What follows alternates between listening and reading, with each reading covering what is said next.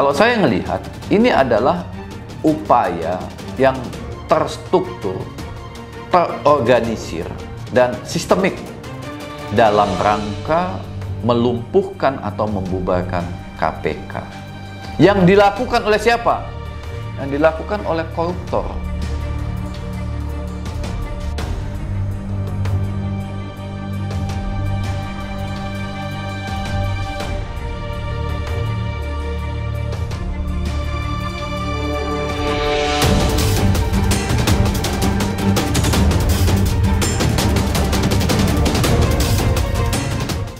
Assalamualaikum warahmatullahi wabarakatuh, sahabat hukum pidana. Hari ini ada sesuatu yang berbeda di studio saya. Sebuah lukisan ya. 2 ekor rusa sedang bercengkrama di alam bebas. Lukisan ini merupakan pemberian dari salah satu penggemar channel Ahmad Sofyan ya. Sebagai bentuk apresiasi saya untuk seri kali ini, ulas kasus kali ini saya tampilkan di dalam studio saya.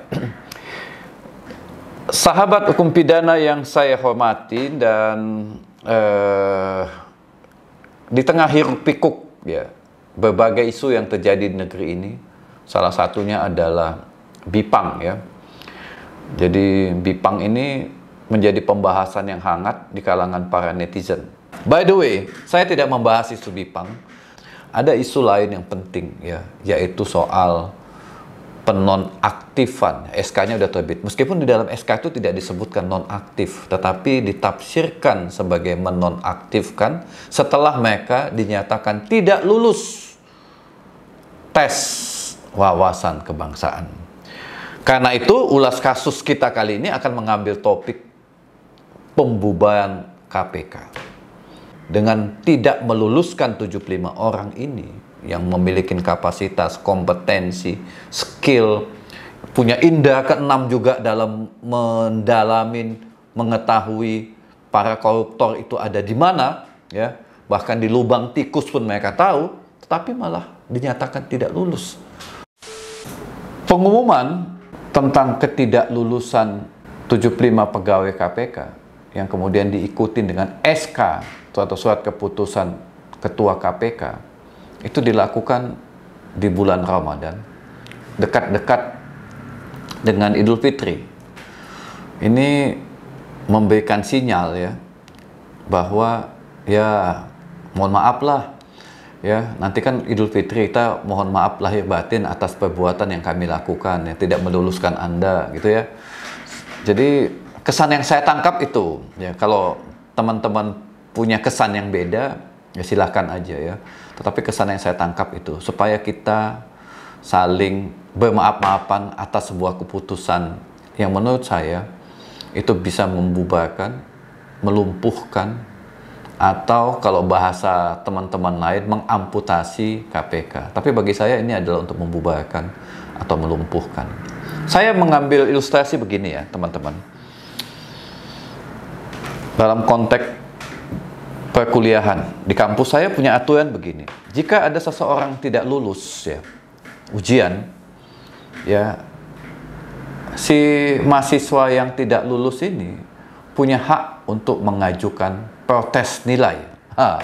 Protes nilai. Dan dosen harus memberikan klarifikasi kenapa dia tidak lulus. Klarifikasi itu termasuk menunjukkan berkas jawabannya si mahasiswa dan membandingkannya dengan kunci jawaban, sehingga bisa mahasiswa tahu di mana kesalahannya, di mana kekurangannya. Tetapi kalaupun dia tidak lulus, tidak otomatis si mahasiswa itu DO. Masih ada beberapa tahapan lain yang bisa dilakukannya. Dia bisa ikut induksi, bisa ikut matrikulasi, bahkan bisa ikut ujian susulan atau ujian perbaikan nilai. Jadi tidak langsung di DO. Nah, berbeda tes wawasan kebangsaan yang dilakukan oleh KPK. Begitu mereka tidak lulus, langsung keluar SK ya, yang ditandatanganin oleh Ketua KPK yang ditafsirkan SK itu sebagai menonaktifkan. Padahal mereka sudah bertahun-tahun ya mengabdi kepada negeri ini untuk memberantas korupsi. Musuh kita semua, bahkan musuh dunia. Karena dia digolongkan sebagai extraordinary crime. Dimanapun kita berada, di negeri manapun kita berada, yang namanya korupsi itu adalah kejahatan. Ya. Bahkan menjadi salah satu kejahatan top dari Interpol ya, yang untuk diberantas. Di samping dengan kejahatan-kejahatan kemanusiaan lainnya, bahkan disandingkan dengan kejahatan kemanusiaan, terorisme, narkotika, human trafficking, drugs ya, atau kejahatan-kejahatan ilegal lainnya, misalnya illegal lodging atau penyelundupan senjata. Nah, apa yang dilakukan oleh Badan Kepegawaian Nasional yang ditunjuk oleh KPK untuk menseleksi, kemudian hasilnya diserahkan kepada KPK, kemudian KPK menonaktifkan, ini menimbulkan kecurigaan di kalangan sebagian besar para aktivis pemberantasan korupsi. Kecurigaan itu karena melihat sepak terjang dari orang-orang yang dinyatakan tidak lulus ini. Itu yang pertama. Yang kedua, pertanyaannya dinilai aneh. Ya, pertanyaannya dinilai aneh. Bahkan Komnas Perempuan menyatakan beberapa pertanyaan itu bias gender, bahkan menindas kaum perempuan. Dan tidak patut untuk dijadikan sebagai alat ukur. Ya. Karena itu, untuk transparansi sesuai dengan Undang-Undang Keterbukaan Informasi Publik, banyak pihak meminta BKN untuk membuka soal-soal yang diujikan dan menunjukkan apa hasil jawaban dari orang-orang yang dinyatakan atau pegawai yang dinyatakan tidak lulus itu, dan apa kunci jawabannya. Nah, jadi seperti yang di kampus saya tadi harus ditunjukkan. Ini kan ada sejumlah orang yang protes. Karena protes, Anda tidak bisa langsung dong menyatakan tidak lulus. Hak protes ini harus diakomodir dulu. Tunjukkan mana jawaban yang benar. Kalau memang itu tidak benar. Tapi ada pihak juga yang mengkritisi pertanyaan. Anda buat pertanyaan aja salah. Nah, kalau pertanyaan Anda aja salah, ya nggak mungkin dong ada jawaban yang benar. Itu yang pertama ya, dari sisi persiapan pelaksanaan ujian. Yang kedua, kalau saya ngelihat tidak dari aspek itu ya, saya ngelihat dari aspek yang berbeda ya, dari aspek hukum pidana dan kriminologi. Kalau saya ngelihat, ini adalah upaya yang terstruktur, terorganisir, dan sistemik dalam rangka melumpuhkan atau membubarkan KPK. Yang dilakukan oleh siapa? Yang dilakukan oleh koruptor. Tentu mereka tidak bisa bekerja sama sendiri, para koruptor-koruptor ini. Baik koruptor yang sudah dinyatakan bersalah oleh pengadilan, maupun yang sedang diintip, disadap, atau yang sudah ditetapkan sebagai tersangka, atau yang sedang mengikuti persidangan di pengadilan. Mereka berkolaborasi dan berkonspirasi dengan sekelompok orang. Dan ada yang menduga mereka juga berkonspirasi dengan pimpinan KPK. Ya. Dan yang 75 orang ini, sebahagian dari 75 orang ini berperan besar dalam menetapkan mereka sebagai tersangka, menetapkan mereka sebagai terdakwa, bahkan berkontribusi juga dalam meyakinkan hakim sehingga menghukum para koruptor-koruptor itu. Jadi ada dendam ini. Ya, ini dari sisi kriminologi ya. Karena keahlian saya di samping hukum pidana adalah kriminologi. Ada dendam, ada sebab, ada kausa yang menyebabkan terjadinya konspirasi ini dalam membunuh dengan tanda kutip atau melumpuhkan dengan tanda kutip KPK. Dan cara yang paling aman menurut mereka adalah, cara menyingkirkan yang paling aman adalah dengan melakukan tes. Meskipun ini sudah dicium juga ya. Dicium juga. Bukan hanya kriminolog bisa mencium, Tapi juga orang-orang awam pun bisa mencium. Dalam rangka mempersiapkan untuk menggergaji 75 orang ini, dianggap cara-caranya juga kasar ya. Mulai dari pertanyaan yang tidak profesional, ya, dilakukan juga secara tertutup, ya, tidak dibuka kepada publik. Kemudian juga ada orang-orang yang sebetulnya punya kredibilitas dan punya penghargaan dan punya loyalitas dinyatakan tidak lulus. Nah, inilah kecurigaan-kecurigaan publik. Karena itu, upaya yang terorganisir dan terstruktur tadi dalam rangka melumpuhkan atau membubarkan KPK terbukti dengan tidak lulusnya 75 orang ini, yang kemudian terbitlah SK untuk menonaktifkan mereka sebagai pegawai KPK, sehingga mereka tidak memiliki kemampuan lagi, punya kapasitas lagi, punya otoritas lagi untuk melakukan upaya-upaya penyelidikan dan penyidikan dugaan tindak pidana korupsi. Nah, kejahatan yang terorganisir atau konspirasi kejahatan yang terorganisir ini harus dibuktikan. Ya, benar. Harus dibuktikan. Jadi, dalam konteks kriminologi, kalau kita menemukan adanya dugaan konspirasi di dalam perbuatan ini, maka tentu harus dibuktikan. Nah, bagaimana cara membuktikannya? Apakah benar ini ada konspirasi? Apakah benar ada kejahatan yang terorganisir dalam rangka tidak luluskan 75 orang ini? Maka perlu dibentuk tim independen.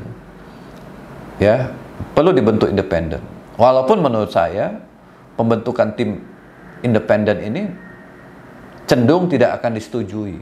Ya, tetapi demi transparansi daripada publik beropini ria, ya, ini upaya menggergaji, ini upaya untuk melumpuhkan, ini upaya untuk membubarkan, maka harus ada tim yang akan memeriksa tentang ketidaklulusan ke-75 orang ini. Mulai dari apa? Membuka soalnya, menginterview petugas yang menginterview 75 orang ini, mengecek jawabannya, ya. Kemudian juga lebih dalam lagi, ini ide siapa yang menyusun pertanyaan ini. Kemudian bagaimana ukuran-ukuran terhadap ketidaklulusan ini. Jadi banyak aspek lah. Setelah dibentuk tim akan melakukan pekerjaan. Opsi kedua, jika opsi pertama ini tidak disetujui, ya, dianggap tidak pas, ya, atau dianggap mengada-ngada, ya, nggak mungkin lah dibentuk tim. Ini kan udah perintah undang-undang untuk melakukan tes. Oke, jika ini tidak disetujui, tahap kedua adalah keputusan ini diuji di pengadilan tata usaha negara.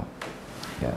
Jadi, meskipun sudah ada kuasa hukum yang akan melakukan upaya-upaya ini, ya, terhadap beberapa orang dari yang 75 ini kabarnya sudah menghubungin penasihat hukum dari koalisi masyarakat sipil untuk menggugat putusan ini.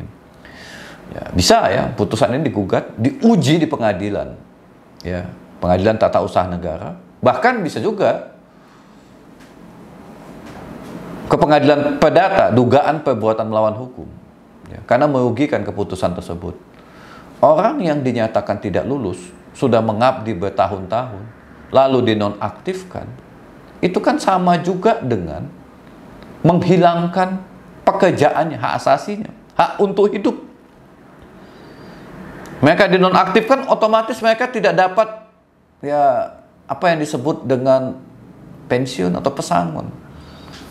Ya, itu bentuk pelanggaran hak asasi manusia. Sudah ada perbuatan melawan hukum yang dilakukan dengan tanda kutip KPK karena menerbitkan SK menonaktifkan mereka. Nah, itu bisa juga digugat ke pengadilan perdata atas dugaan perbuatan melawan hukum. Yang ketiga, jika ada indikasi pidananya bahwa ini termasuk konspirasi, termasuk pemufakatan jahat, ya, mau tidak mau, upaya hukum pidana harus bertindak. Ya, memang akhirnya nanti akan dilaporkan ke polisi. Apakah polisi mau bergerak atau tidak? Nah, saya agak meragukan itu. Karena itu ada tim independen yang dibentuk terhadap dugaan adanya tindak pidana dalam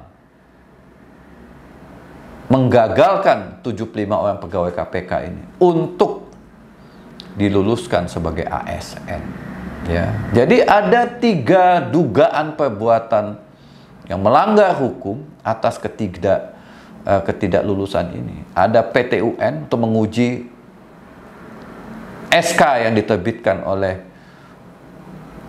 BKN dan SK yang diterbitkan oleh Ketua KPK. Yang kedua, dugaan perbuatan melawan hukum yang merugikan nasib 75 orang. Ya. Dan yang ketiga, jika ditemukan adanya konspirasi dalam perbuatan ini, maka ada aspek pidana yang juga harus didalami. Ya. Dengan demikian, maka KPK bisa kembali semangat. Ya. Sekarang ini kan setelah tidak diluluskannya itu, orang menjadi pesimis ya. Korupsi di negeri ini bisa betul-betul diberantas atau tidak ya. Karena mereka lah yang bekerja di akar rumput ya, yang tahu, punya indera keenam, tahu jenis-jenis koruptor, tahu jenis-jenis perbuatan korupsi, tahu bagaimana melakukan penyadapan, tahu bagaimana para koruptor itu berkonspirasi, tahu bagaimana taktik dan tips yang dilakukan oleh koruptor itu dalam mewujudkan kejahatannya. Ya karena itu ya teman-teman sahabat-sahabat hukum pidana, semoga ya ada titik terang lah ya atas ketidaklulusan 75 orang ini. Dan saya punya harapan besar bagaimana mereka tetap dimasukkan sebagai bagian daripada KPK. Apakah mereka sebagai ASN atau tidak sebagai ASN? Karena negeri ini membutuhkan kehadiran mereka dalam memberantas tindak pidana korupsi. Kasus ini kita tidak hanya melihat dari aspek yang mikro ya. Saya coba mengutip ya pendapat dari pimpinan KPK sebelumnya, yaitu Abraham Samad, Bambang Wijojanto, Saud Situmorang, Laode. Mereka menyatakan bahwa ke-75 orang ini adalah orang-orang yang banyak membongkar tindak pidana korupsi kelas kakap ya, pada masa mereka menjadi pimpinan KPK. Jadi, dan mereka menyayangkan keputusan Ketua KPK sekarang untuk menonaktifkan mereka sebagai pegawai KPK dengan SK yang baru ditandatangani oleh Ketua KPK, yaitu Bapak Firly. Jadi, kita harus melihatnya dari sisi yang lebih besar ya, dari aspek yang lebih makro, bahwa korupsi atau tindak pidana korupsi sebagai sebuah extraordinary crime yang membahayakan keselamatan para koruptor. Para koruptor tentu ada bermain di area-area kekuasaan. Apalagi nanti tahun 2024 udah makin dekat. Saatnya mereka mengumpulkan pundi-pundi dana politik yang akan mereka gunakan ya untuk mempertahankan kekuasaan mereka. Karena itu, supaya mereka punya kekuatan modal yang cukup, bagaimana agar kejahatan mereka itu tidak bisa diendus oleh KPK. Salah satunya adalah, yang mereka lakukan adalah bagaimana 75 orang ini atau beberapa dari 75 orang ini tidak lagi bekerja di KPK.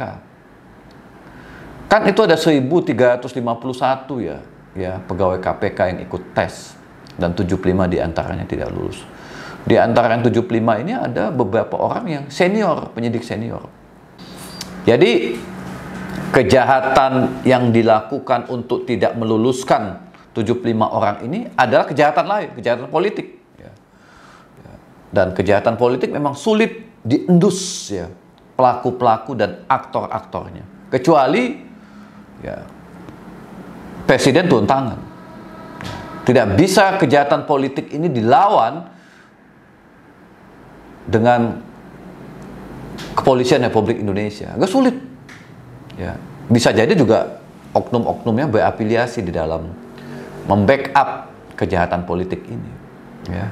Karena itu supaya publik tenang, ya, di tengah hiruk-pikuk penyekatan mudik Lebaran dan Bipang, ya, maka Presiden harus berbicara. Dia harus menyatakan bahwa harus ditinjau ulang SK penonaktifan 75 orang tersebut. Di samping memang ada 3 langkah yang saya sebutkan tadi. Jika Presiden tidak turun tangan, ya publik mungkin bisa mengira-ngira, takutnya Pak Presiden menjadi bagian dari kekuatan yang ingin dilemahkan oleh para sindikat koruptor itu. Nah, itu Pak Presiden juga harus kita kasih motivasi nih untuk melawan sindikat kejahatan politik itu yang ingin melemahkan kekuatan KPK, ya. Karena 2024 udah makin dekat. KPK tentu juga akan mengawasi perilaku tindak tanduk para aktor yang akan terjun dalam politik 2024 yang makin panas, ya. Jadi itu aspek lain yang juga harus dilihat, ya, di samping memang aspek hukum pidana yang menjadi keahlian saya. Karena hukum pidana itu memang tidak bisa dilepaskan dari aspek politik. Ya, tidak bisa dilepaskan dari politik. Penyusunan hukum pidana juga dari kompromi kekuatan-kekuatan politik. KUHP tidak jadi sampai sekarang karena ada kekuatan politik. KPK diperlemah karena ada kekuatan politik. Revisi yang kedua juga karena kekuatan politik. Lalu ada putusan MK baru-baru ini juga ada intervensi kekuatan politik. Tidak semua gugatan yang diajukan oleh teman-teman pemohon itu dikabulkan oleh Mahkamah Konstitusi. Jadi saat ini kita sedang berhadapan dengan kejahatan politik.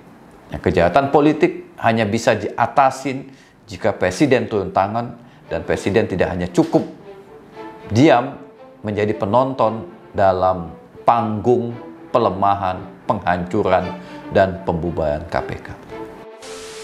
Saya pikir ini yang bisa saya sampaikan. Semoga bermanfaat, dan jangan lupa untuk subscribe, like, dan share. Dan jika ada pertanyaan dan komentar, silahkan ajukan di kolom komentar pada channel YouTube ini. Sampai ketemu lagi dalam sesi ulas kasus, dan salam hukum pidana.